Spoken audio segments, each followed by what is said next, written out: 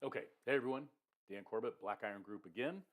The last thing I want to show you is analytical accounting or analytical items. So you saw every time I did one of those orders, I had invoices and other stuff happening behind the scenes that I didn't bother you with.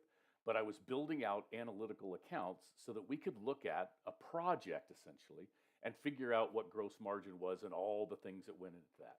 After all that was kind of put together, if I go into accounting and go to my analytical items, you'll see the fruits of that labor eventually listed out here. And if I do it by project, you'll see all of the information I have in the system. If I click into this project itself, it'll take me out to this item itself so I can see this project. And maybe let's go look at the analytical items for this one to see what that information is. So for this example, for CG251105D, I've got my project and I'm making $25 in gross margin.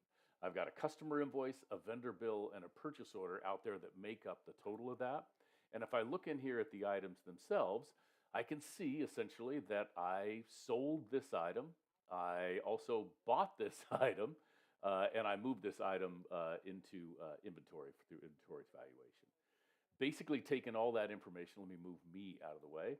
You can see that I had a $75 sale, a $25 cost of goods sold, and a $25 inventory move as I put it together to give me a grand total of $25 of gross margin left over on this project. And anything else I do out here in the system is going to give me that same essential information. If I look at E here and look into him, I can see the same thing. I only made 58 cents on this one. Not great as I put it together, but at least you'll have a picture of what this looks like. And we can build out reports and dashboards that show you all this information in the system.